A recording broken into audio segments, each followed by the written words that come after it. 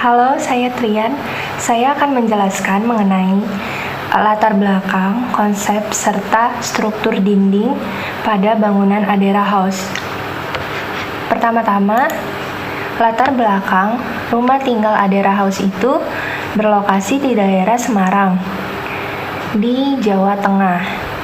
Jadi Semarang itu mempunyai kisaran suhu 26 derajat Celcius, arah angin ke sebelah selatan, dan kecepatannya 5 km per jam, serta kelembapan udara mencapai 95%. Untuk lebih tepatnya, rumah Adera ini lokasinya di Jalan Raya Verania. Nah, jadi karena seperti yang diketahui, di Semarang itu kan iklimnya sangat tidak menentu ya.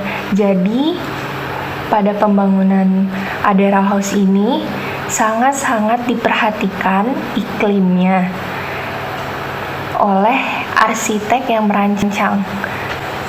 Nah, kemudian ini adalah site plan.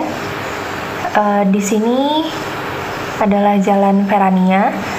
Nah, di sebelah sini adalah lokasi dari rumah Adera. Kemudian untuk konsep Adera House ini memiliki konsep bangunan modern minimalis. Jadi desain arsitektur minimalis modern itu bangunannya itu hanya menggunakan kebutuhan yang sangat mendasar atau bisa dibilang yang benar-benar diperlukan. Jadi dia itu sangat-sangat mengurangi penggunaan ruang yang sebenarnya nggak perlu. Nah, sifat minimalis modern itu esensial dan fungsional. Jadi benar-benar diutamain banget fungsinya.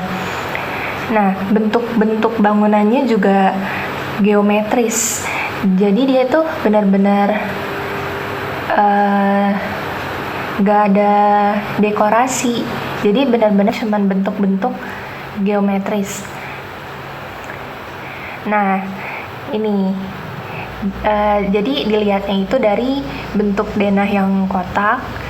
Bangunannya tuh pasti kubus. Jendelanya itu horizon kotak-kotak, dan sudut fasadnya itu 90 derajat. Material yang digunakan itu biasanya material fabrikasi kayak baja, kaca, dan beton. Nah, di sini adalah gambar dari rumah Adera House. Nah, kemudian ini adalah gambar kerja untuk bagian tampak depan.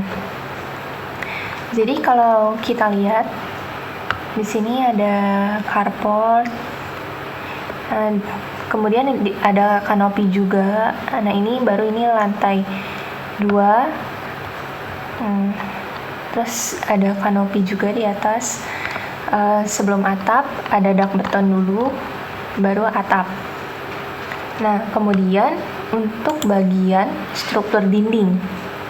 Nah, struktur dinding ini kan, dinding itu adalah elemen penting pada bangunan. Jadi dia itu fungsinya untuk memisah atau membentuk sebuah ruang. Nah, kalau dilihat dari struktur dan konstruksi, dinding itu ada dinding partisi sama dinding struktural. Kalau partisi itu dindingnya bukan dinding yang untuk menahan beban. Nah, sedangkan dinding struktural itu adalah dinding utama. Jadi dinding yang membuat kokoh bangunan. Jadi dia itu kalau untuk yang partisi kan sifatnya non struktural. Jadi dia itu harus diperkuat dengan rangka. Kalau untuk yang struktur tadi itu biasanya dia itu menggunakan kolom praktis slope ring bulk. Biasanya dia itu untuk yang bata, dinding bata. Nah, dinding itu bisa dibuat dari bermacam-macam material sesuai kebutuhan. Nah, itu tuh ada 4 macam. Pertama itu dinding batu buatan. Contohnya bata dan batako. Nah, yang kedua itu ada dinding batu alam atau batu kali. Nah, yang ketiga dinding kayu. Itu kayak kayu log atau kayu batangan, terus kayu papan, sama yang terakhir sirap. Nah, yang terakhir dinding beton. Itu dinding struktural. Contohnya, atau dinding geser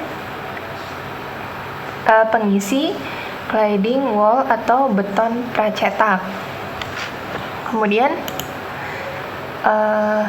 untuk struktur utama yang digunakan pada daerah house ini, dia itu pakai bahan bata merah. Jadi dinding bata merah itu dibuatnya dari tanah liat yang dibakar. Nah, jadi untuk penggunaan dan pengolahannya juga itu ada standar aturannya di NI 3 dan NI 10 tentang peraturan bata merah. Nah, di sini juga ada persyaratannya untuk panjang bata, lebar, dan tebal.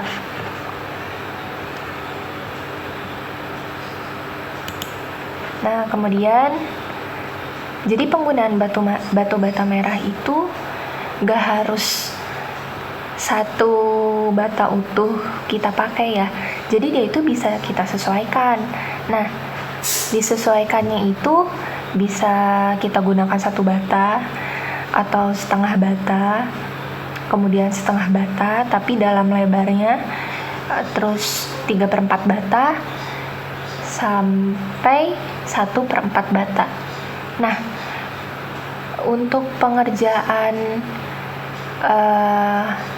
struktur dinding Adera House ini, dia perharinya tidak boleh dipasang lebih dari 1 sampai 1,5 meter.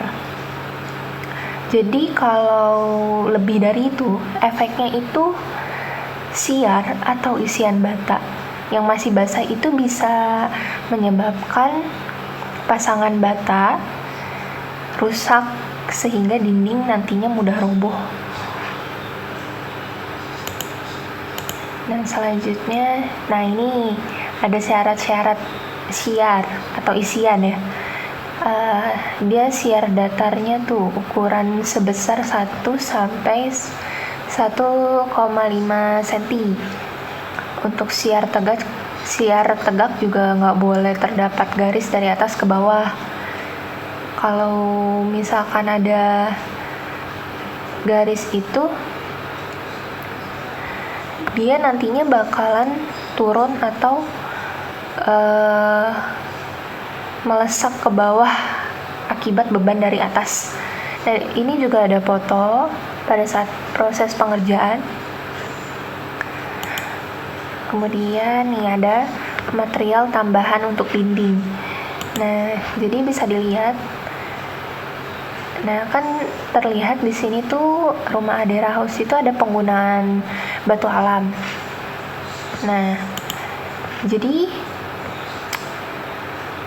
penggunaan batu alam itu kan memang untuk memperindah bangunan, tapi selain itu juga ada kelebihan dan kekurangannya. Nah, ini bisa diamati lagi untuk gambar dari rumah Adera House ini.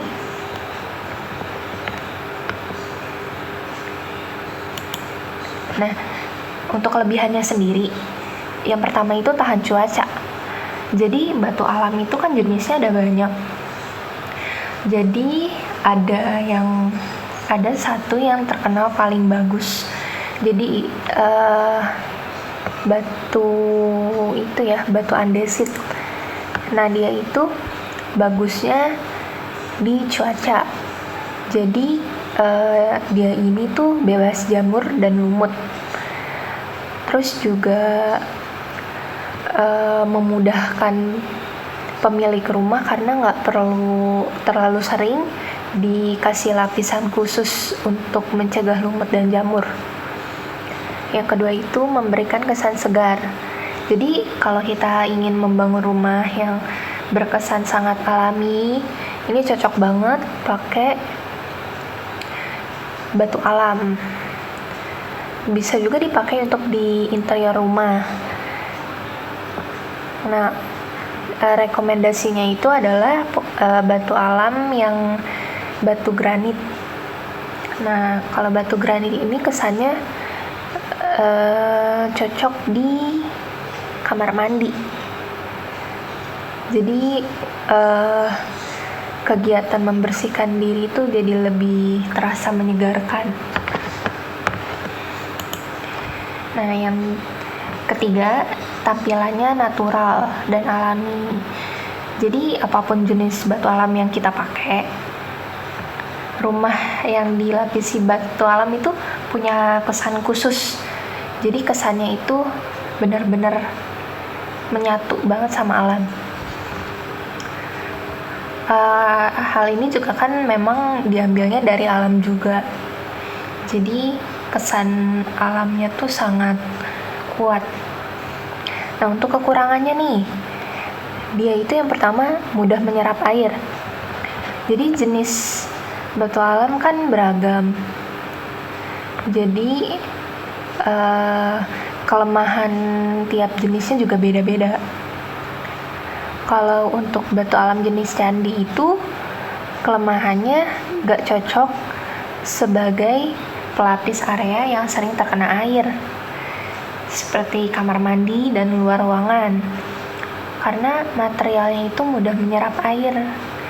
Kalau sering terkena air itu dia bakalan berlumut dan pertumbuhan lumutnya juga gak jadi gampang banget. Yang kedua itu cenderung berat. Jadi meskipun batu alam yang jenis candi bentuknya lepengan, dia emang mudah pada proses pemasangan. Tapi untuk batu alam yang jenis lain itu kan pasti ada yang berat, dan beratnya itu ada yang di atas rata-rata. Jadi butuh tenaga ekstra kalau kita ingin menggunakan yang jenis tersebut. Nah, yang terakhir itu harga lebih mahal dibanding pelapis dinding lain. Jadi dibandingkan dengan semen, cat, dan wallpaper, batu alam ini emang paling mahal. Tapi kan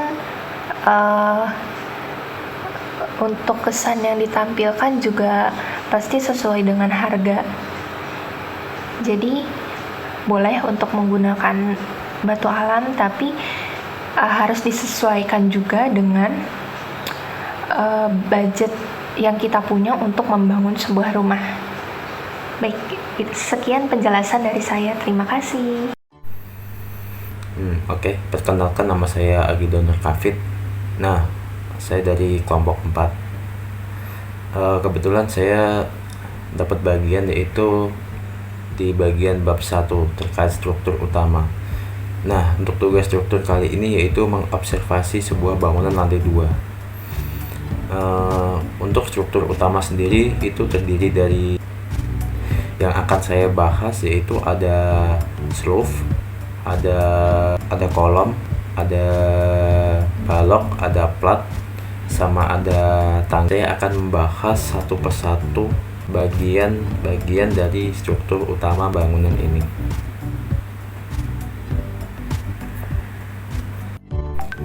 Nah, untuk kali ini saya akan membahas satu persatu struktur utama pada bangunan rumah 2 lantai ini. Yang pertama yaitu ada roof.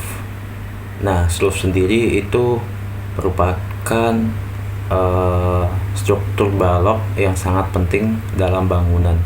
Di antaranya yaitu sebagai penahan dinding, sebagai penahan kusen untuk menyalurkan ke ujung atau ke bagian pondasi sehingga pondasi tidak langsung menerima beban dari atasnya.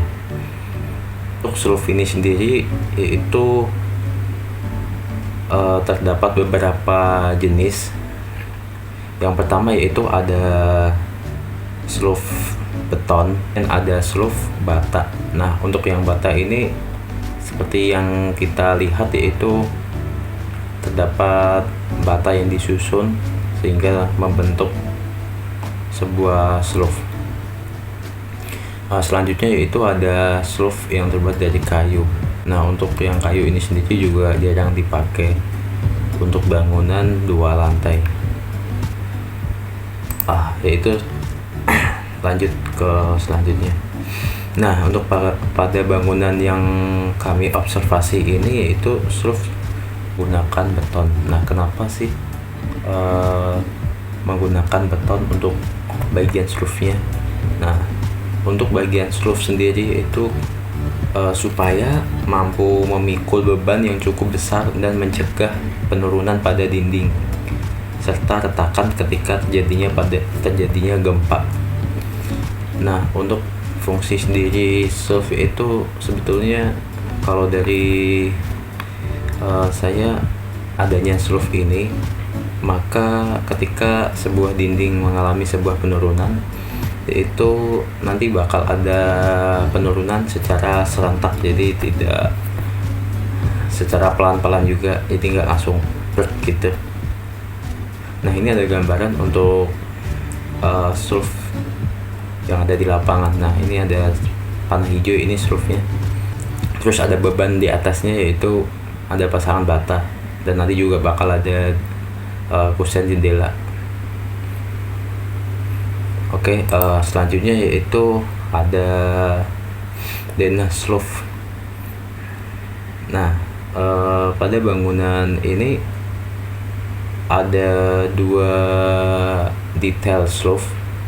Sebetulnya detail ini yang membedakan yaitu terkait dimensi ukuran sloof sendiri dan juga pembesiannya. Nah, ini sudah saya bedakan untuk bagian yang menggunakan S1 dan juga menggunakan S2. Nah, untuk yang warna hijau yaitu detail sloof yang menggunakan S1, sedangkan yang warna orange ini yaitu detail sloof S2. Nah, detail sloof S1 dan S2 itu seperti apa sih detailnya? Nah, ini akan saya jelaskan terkait penulangan pada besi sloofnya. Nah, untuk yang S1 yaitu ukuran sloof 1530, dan untuk tulangan atasnya yaitu menggunakan 3 besi diameter 13. Kemudian untuk yang tulangan bawahnya itu ada 2 besi menggunakan diameter 13.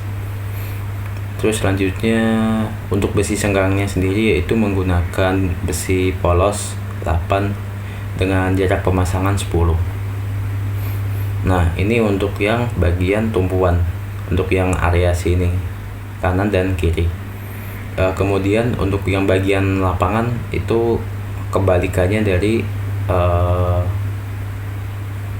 tumpuan dan lapangan. Ini adalah pembagiannya itu 1/4 dari bentangan. Nah, untuk yang tumpuan itu 1/4-nya, ini 1/4-nya, dan ini setengahnya.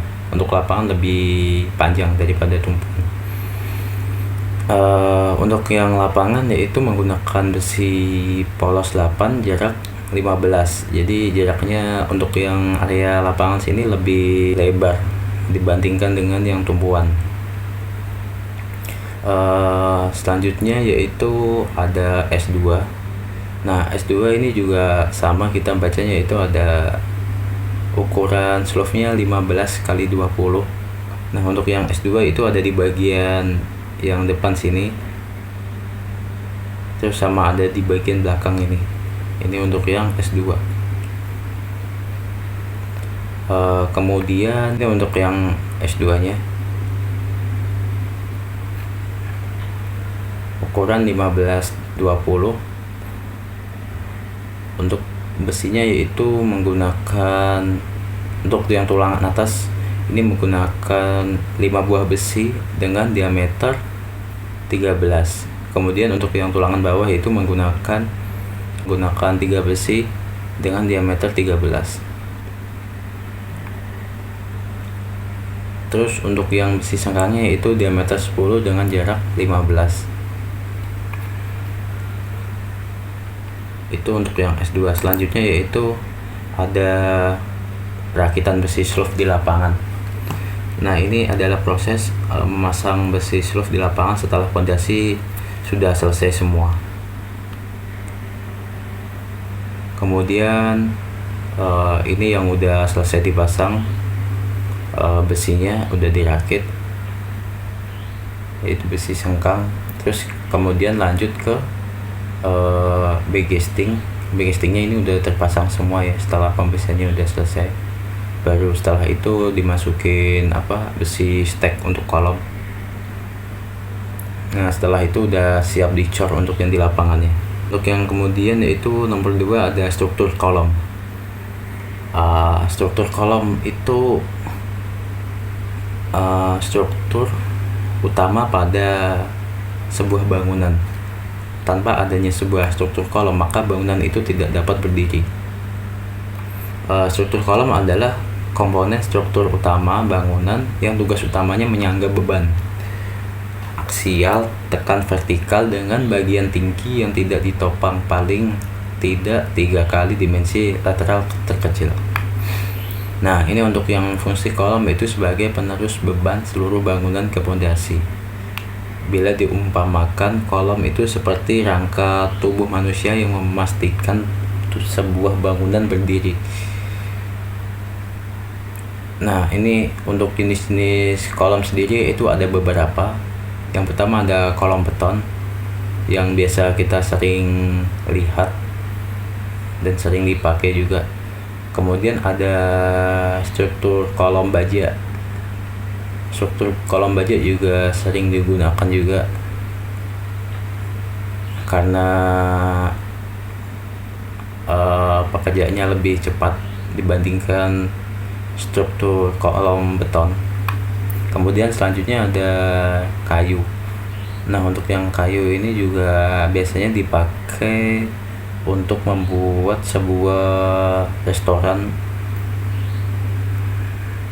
tempat makan gitu, tempat nongkrong.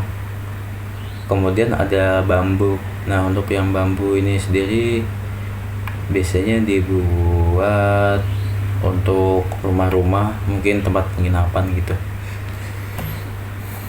Nah, untuk yang bangunan yang kami observasi ini yaitu menggunakan struktur kolom beton. Nah, untuk yang struktur kolom beton ini dikarenakan kuat tekan beton bertulang relatif lebih tinggi dari bahan lainnya.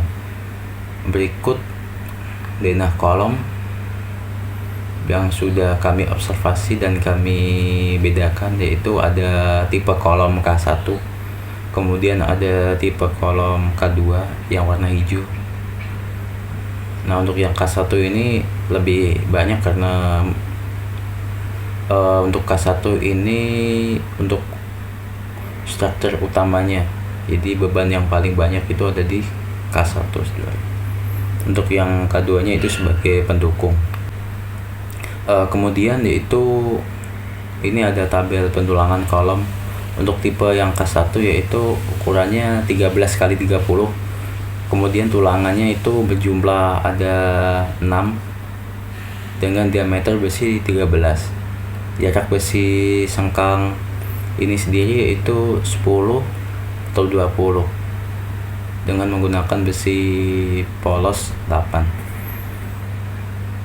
Selanjutnya itu ada mutu beton juga yang dimasukkan di dalam tabel ini, yaitu K250. Jadi jika mutu betonnya lebih rendah dari ini, maka bisa dipastikan kalau bangunan itu belum sesuai dengan perhitungan oleh orang strukturnya sendiri, dan itu tidak boleh, harus sesuai dengan perhitungan yang udah ditentukan oleh orang sipilnya.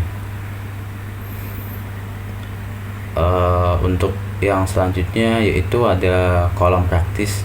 Nah, untuk yang kolom praktis ini sendiri yaitu berukuran 13 kali 13.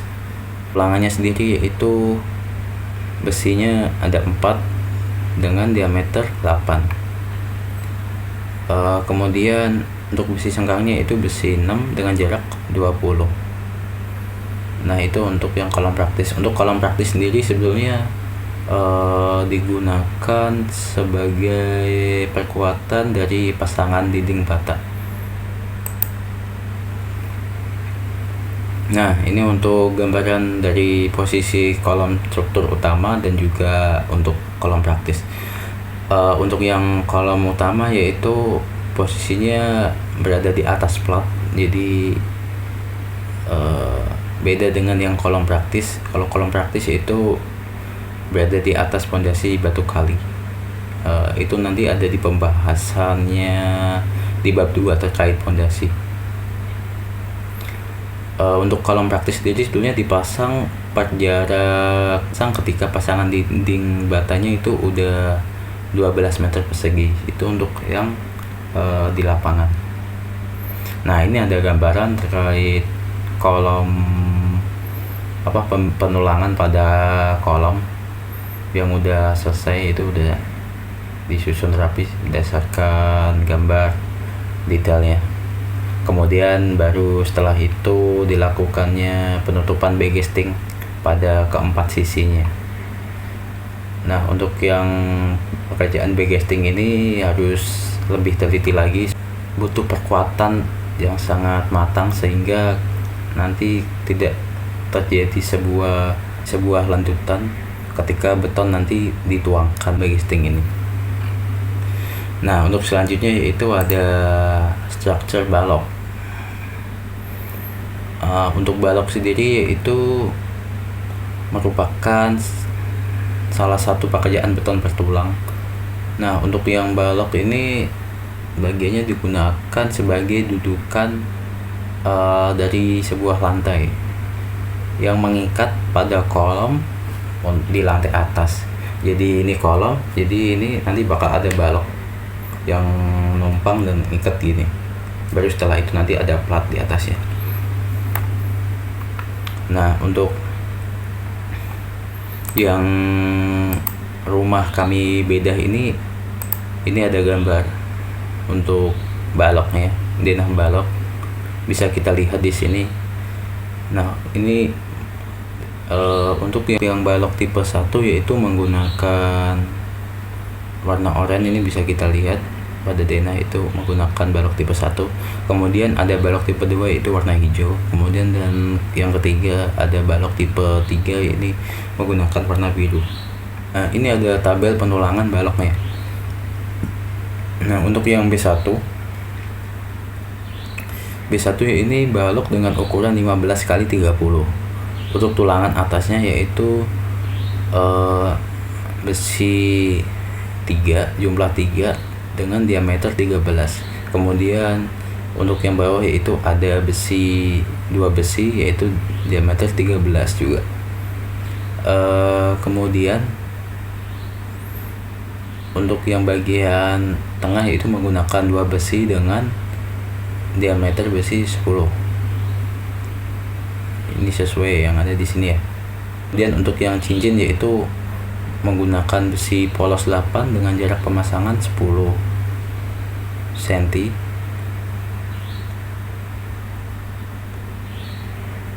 Dan untuk lapangannya yaitu kembalikannya dari sebuah tumpuan dan jaraknya sengkangnya itu lebih lebar di 20 cm. Selanjutnya yaitu ada denah balok lantai 2 yaitu bagian atap. Nah, untuk yang atap ini menggunakan balok tipe 2 yaitu B2. Nah, untuk penulangan pembesiannya sendiri yaitu ini balok ini menggunakan ukuran 15-20 dengan tulangan atas 3 dengan diameter besi 13, kemudian yang bawah yaitu ada 2 dengan diameter besi 13. Untuk yang bagian tengah yaitu 2 juga dengan diameter besi 10. Untuk jarak pemasangan sengkang yaitu besi 8 dengan jarak 10.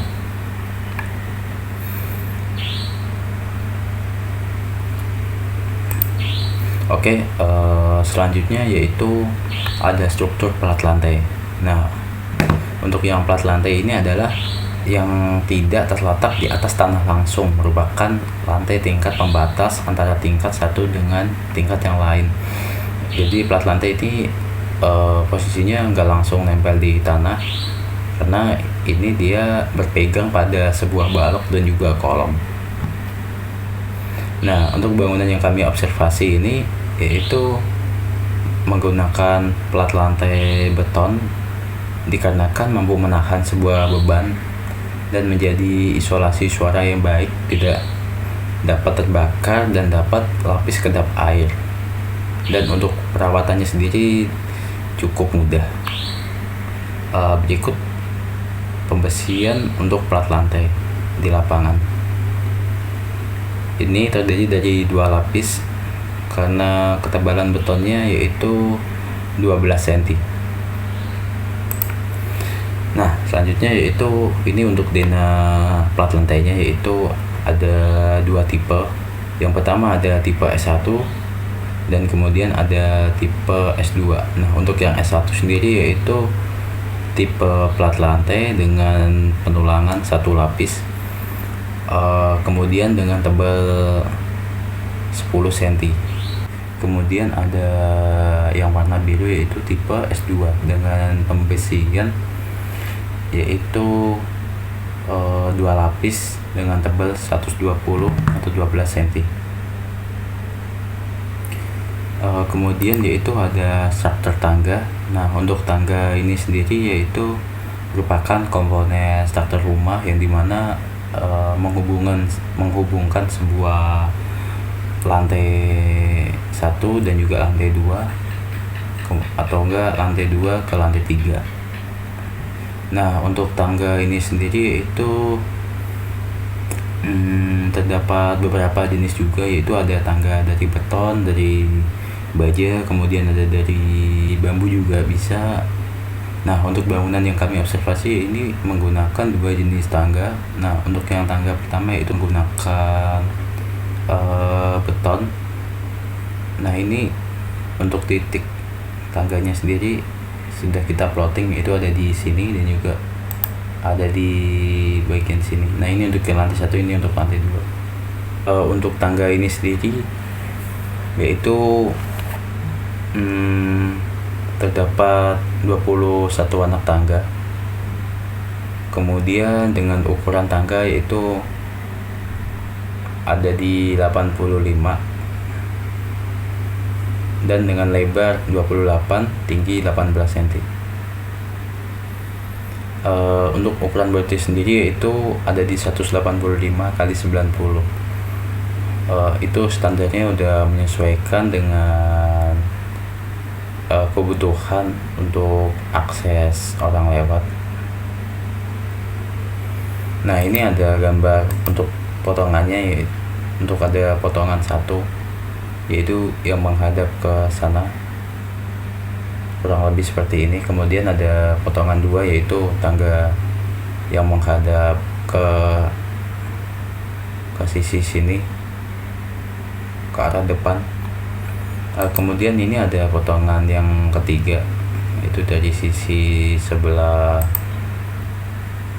sini yang menghadap ke sini. Kemudian ada yang keempat. Yang keempat ini menghadap ke belakang. Nah, untuk bahan yang digunakan dalam struktur tangga ini yaitu bahannya beton pracetak dengan finishing pasangan keramik. Nah, untuk railingnya sendiri itu menggunakan railing kaca dan juga besi stainless. Untuk alasan sendiri yaitu kami mencari tahu alasan menggunakan struktur tangga beton yaitu untuk konstruksinya itu kuat dan juga awet tidak cepat rusak dan dapat berumur panjang serta tahan api. Nah, ini untuk proses pembuatan tangga ini sendiri ada pembersihannya. Kemudian yaitu untuk yang kedua ada tangga putar atau tangga servis. Tangga servis ini itu biasanya digunakan untuk keperluan pembantu, yaitu di bagian belakang. Ini untuk titiknya tangga servis ada di belakang. Ini untuk yang lantai 1 dan ini untuk lantai 2. Biasanya itu menggunakan besi dengan pijakan juga menggunakan plat besi. Yaitu ini ada gambar untuk detail tangga putarnya sendiri seperti ini penampakannya. Kemudian ini ada gambar 3D-nya. Jadi bentuknya melingkar mengelilingi sebuah tiang satu. Ini sebagai struktur utamanya. Oke. Terima kasih. Jadi saya di sini akan menjelaskan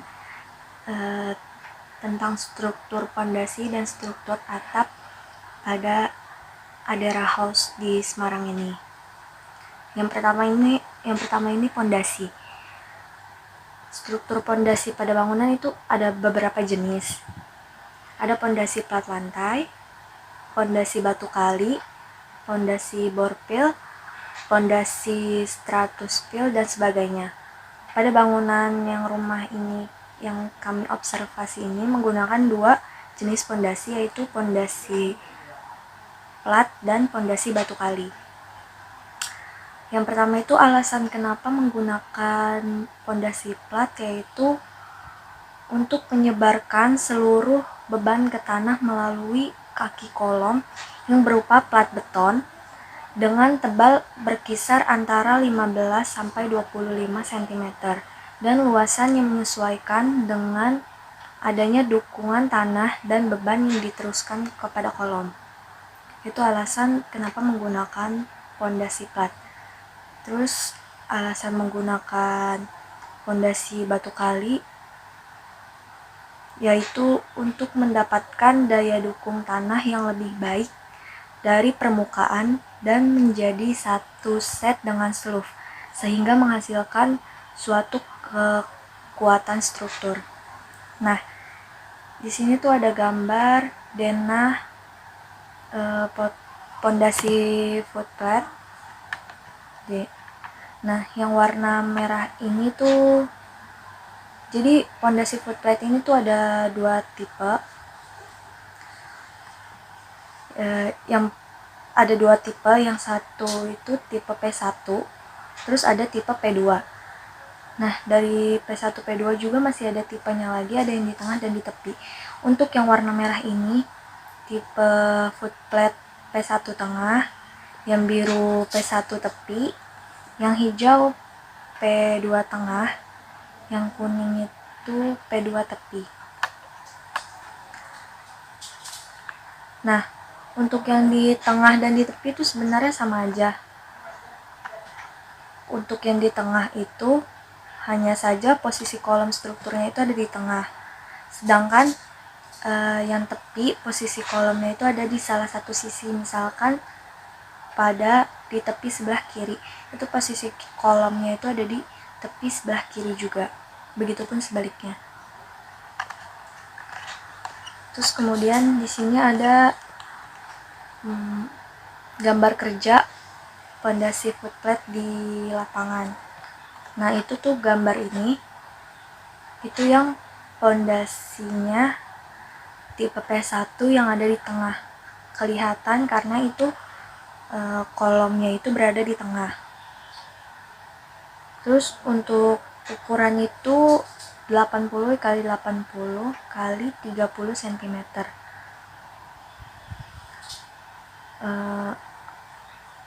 Terus kemudian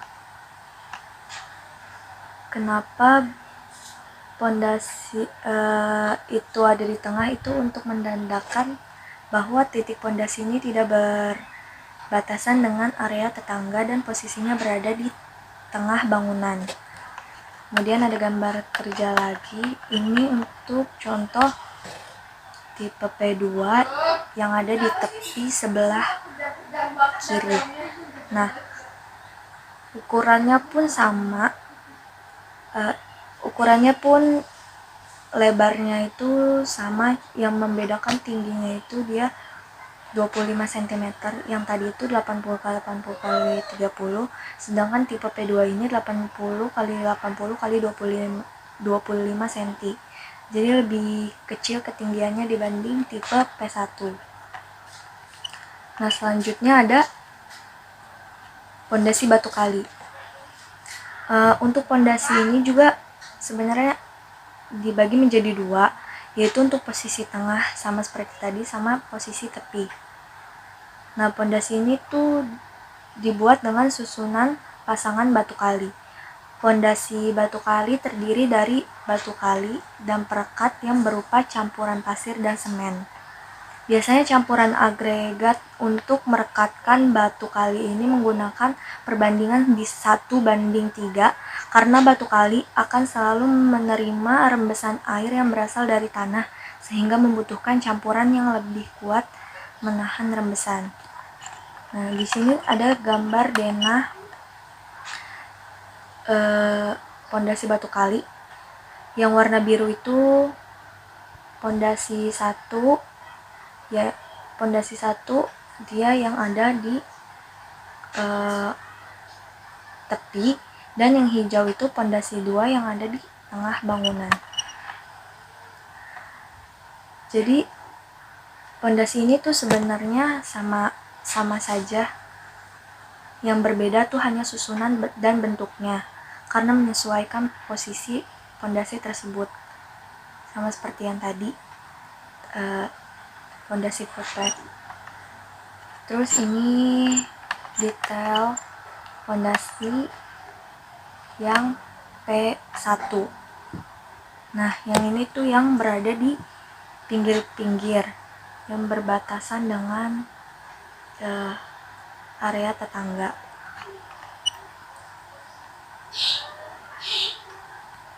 Nah, itu foto pemasangan pondasi batu kali di lapangan.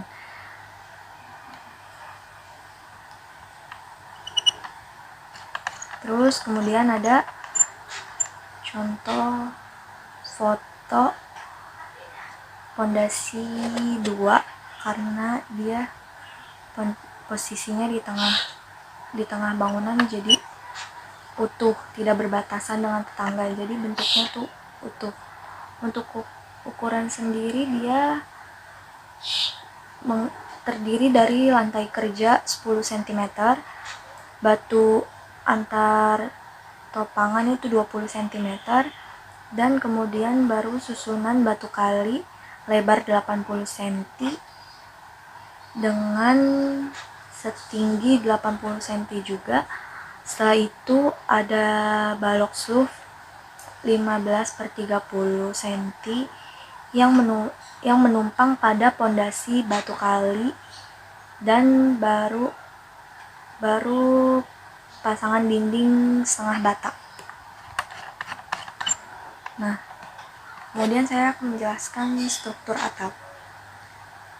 Yang pertama itu bentuk atap. Jadi sebenarnya macam-macam bentuk atap tuh ada banyak ya. Ada atap pelana, atap datar, atap perisai, atap sandar, dan atap gabungan. Nah, pada rumah Adera House Semarang ini menggunakan model atap perisai. Bentuk atap perisai merupakan pengembang dari atap pelana, berupa bidang miring pada semua sisinya dan terbentuk dari 2 bidang segitiga dan 2 bidang trapesium. Sudut yang digunakan pada atap perisai sekitar 30 derajat sampai 40 derajat. Ini bisa kita lihat gambarnya seperti ini. Nah, keunggulan menggunakan atap perisai itu hampir semua dinding luar terlindung dari panas terik matahari dan air hujan, karena bentuknya yang miring pada semua sisinya, dan arah angin yang menerpa rumah dibelokkan ke atas, sehingga mengurangi resiko kerusakan struktur dan kebocoran berupa rembesan air. tetapi struktur dan konstruksinya lebih kompleks daripada yang lainnya mungkin. Dibutuhkan perencanaan dan perhitungan yang lebih rumit dan lebih teliti lagi. Jumlah penutup atap yang cukup banyak mengakibatkan banyaknya sambungan atap yang menimbulkan resiko kebocoran lebih besar. Itu kekurangannya. Terus kemudian kuda-kuda. Nah, dari hasil pengamatan ini, melihat dari potongan gambar kerja rumah Adera Semarang ini menggunakan struktur atap yaitu kuda-kuda atap baja ringan. Dia itu menggunakan material yang pertama itu genteng kerpus, terus baja ringan C80 kali 0,75 itu pada bagian atas dan bawah. Kemudian websi 80 kali 0,75. Kemudian genteng mantili, kemudian rank A34. Nah, alasan menggunakan kuda-kuda baja ringan itu, yang pertama itu dia ringan dan mudah dipasang. Kenapa disebut ringan? Karena ukurannya pun 9 kg per meter persegi. Sifatnya yang ringan memudahkan untuk memasang rangka atap dan memudahkan membentuknya. Itu tuh jadi sehingga membuat menghemat biaya dan dalam penyewaan tukang dan menghemat waktu. Terus dia juga memiliki sistem sambungan yang mudah. Terus yang kedua, kuat dan tahan lama. Kualitas bahan sudah disempurnakan hingga tahan lebih lama dibanding dengan atap kayu yang mudah keropos dan atap baja konvensional yang mudah mengarat, walaupun lebih ringan dan lebih tipis dari baja biasanya. Material tidak mudah memuai dan menyusut. Terus yang ketiga, mudah dibentuk dan disambung. Baja ringan dapat dengan mudah dipotong dan dibentuk mengikuti bentuk rangka atap yang kita inginkan. Setelah terpasang, atap baja ringan bisa disambungkan dengan jenis atap lainnya menggunakan material penghubung baja. Dan itu tuh bisa menyambungkannya juga bisa dengan las ya. Terus yang keempat, tegangan tarik tinggi. Atap baja ringan lebih lentur dari jenis atap lainnya. Kelenturan rangka atap sangat penting karena semakin besar tegangan tarik atap, semakin banyak energi yang bisa diserap. Tegangan tariknya berkisar sekitar 550 MPa. Dan yang terakhir itu dapat didaur ulang. Jadi kalau misalnya udah bekas itu bisa digunakan untuk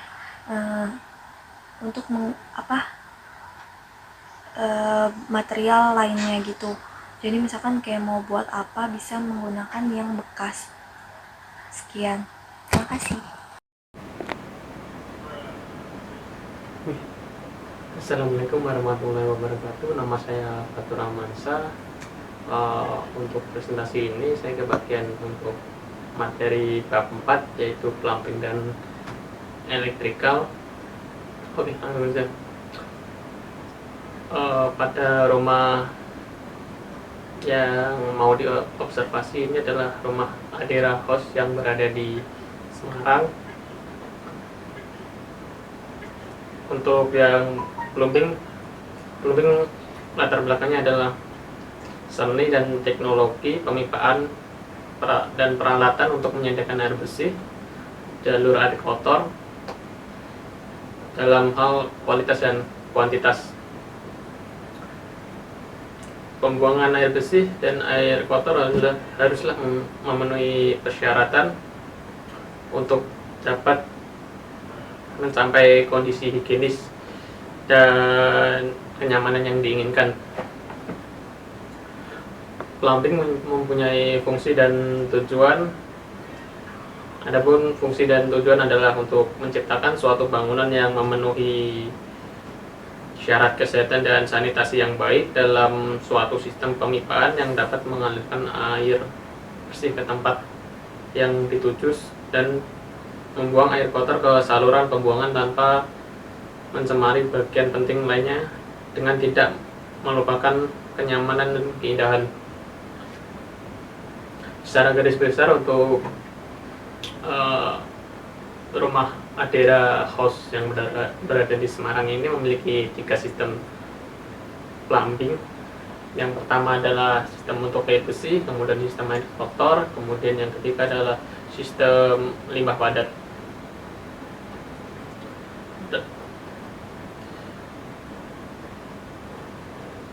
Untuk yang air bersih sendiri itu air yang digunakan adalah air dari PDAM Kota Semarang. Kemudian dimensi pipa yang digunakan adalah 3/4 in, di mana jika dilihat dari gambar kerja itu air dimulai dari depan, kemudian ke roof tank atau toron, kemudian disalurkan ke ruang-ruang yang membutuhkan air bersih.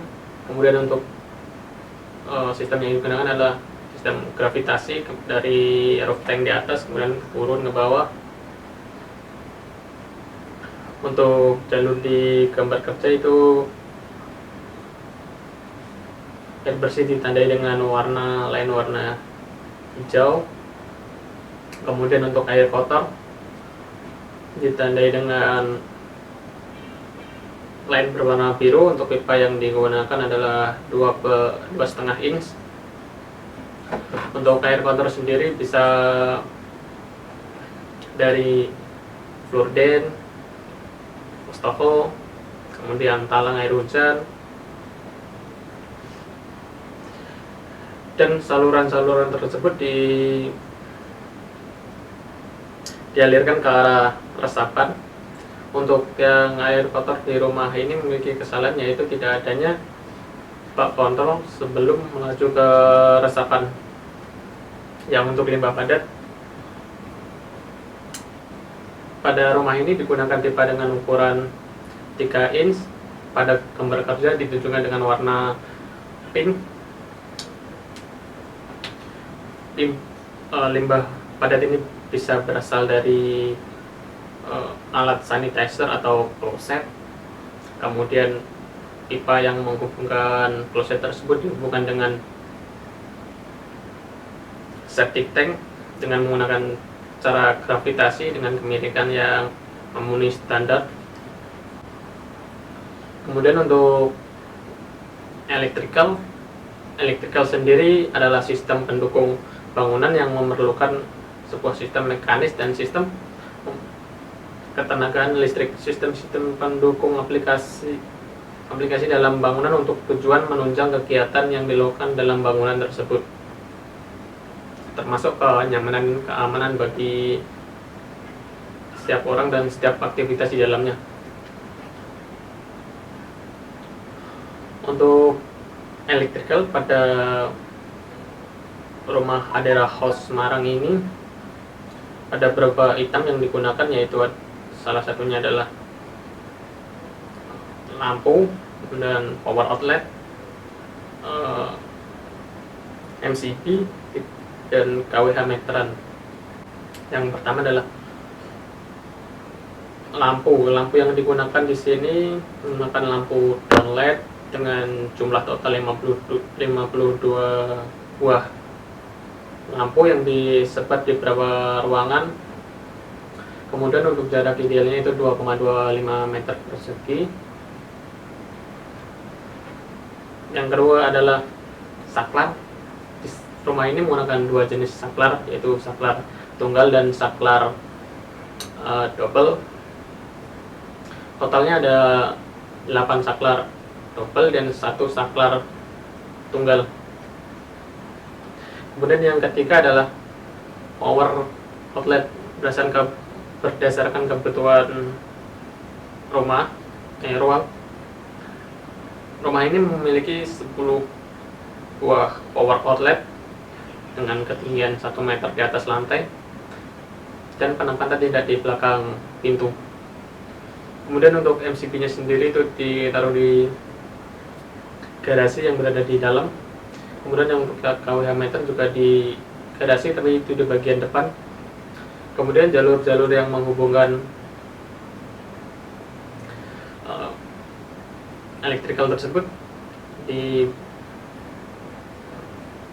dilapisi dengan kabel conduit untuk menjaga dari serangan tikus maupun air agar tidak merusak kabel tersebut. Kemudian dapat dilihat pada gambar kerja. Pada gambar kerja itu terdapat legend yang menempatkan titik-titik lampu, titik-titik saklar, kemudian titik panel MCB dan kWh meter.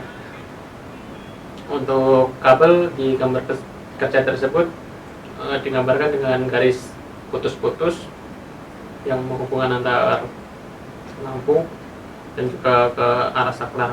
Oke, sekian, terima kasih. Assalamualaikum warahmatullahi wabarakatuh. Halo, saya Gesang Alfian Minulio. Di sini saya kan mempresentasikan tugas SU2, yakni tentang observasi struktur bangunan rumah sederhana. Nah, saya kebagian di bagian bab 5, yaitu penghawaan, fire protection dan penangkal petir. Jadi penghawaan kan ada dua macam, yaitu penghawaan alami dan penghawaan buatan. Nah, di Adera House ini mereka menggunakan dua-duanya, yakni alami dan buatan. Cahaya penghawaan alaminya sebenarnya cukup baik, yaitu bisa dilihat di gambar potongan B yang saya kasih panah. Nah, itu adalah bukaan-bukaan. Jadi setiap ruangan tuh semua dikasih bukaan gitu. Jadi sirkulasi angin dapat masuk dengan baik. Tetapi Adera House juga menggunakan penghawaan buatan, yaitu di kamar tidurnya, di master bedroom dan di kamar tidur anak. Itu menggunakan AC sebesar 3/4 PK. Nah, perhitungannya itu kenapa pakai 3/4 PK? Perhitungannya didapat dari research and development dari timnya DK Indonesia. Misalkan ruangannya, yaitu ruang sekitar 3x4. Ruang master bedroom kan 3,5 dikali 3 meter. Nah, itu ketemunya kira-kira sekitar 3 PK.